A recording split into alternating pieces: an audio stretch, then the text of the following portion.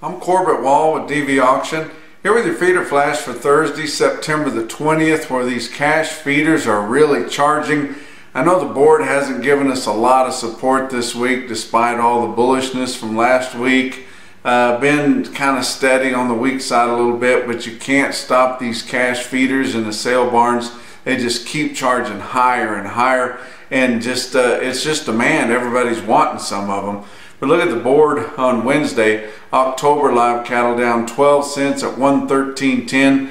December was unchanged at 117.97, but big open interest in the live cattle futures contracts. October feeder cattle down 15 cents at 157.87, and the spot September down 30 cents at 155.25. Fat cattle trade, I mean, nothing going on at all. Normally you get a little bit of extra trade, a little bit here and there, but just nothing going on at all. I think your packers are scared that it's going to be higher again.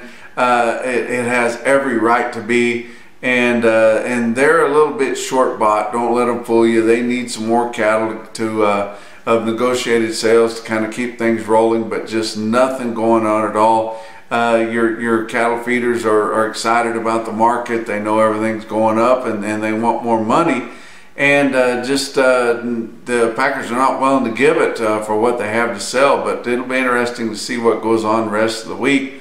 Box beef cutout values continue lower and a little bit more lower on Wednesday, but choice cutouts at 204.25 down 104. September 194.18 down $1.29.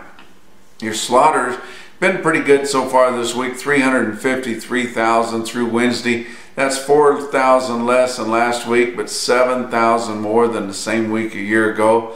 Look at your cash feeder cattle market. Your real-time index on Beef Market Central, 155.17. That's based on an 800-pound steer. That's creeping up quite a bit.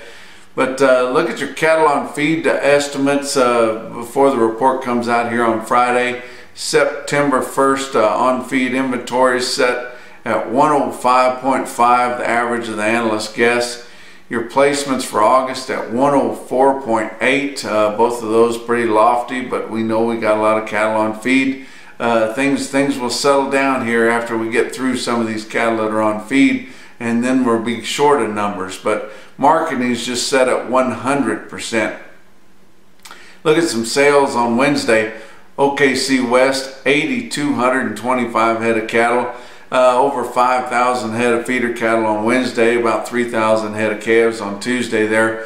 But your feeder steers, $5 to $7 higher than last week. That's a ton. Feeder heifers, $3 to $4 higher, and if you remember on Tuesday, your calves were $3 to $6 higher. John Cooper told me about a set of nice steers there at OKC West, and El Reno weighed 906 pounds at 153. That's an awful good price. Dodge City, Kansas, 2,900 head there in Dodge City. Feeder steers there $1 to $5 higher.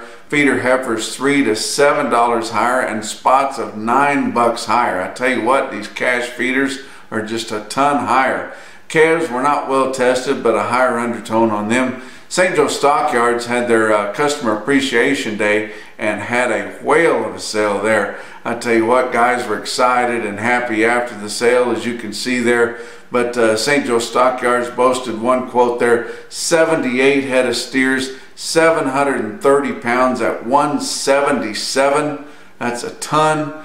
Bassett, Nebraska had a sale on Wednesday, 2,100 head there, $3 to $7 higher in Bassett. Everything's higher, and in Bassett they included 137 head of steers, weighed 927 pounds at 157.70, and that's your feeder flash for Thursday.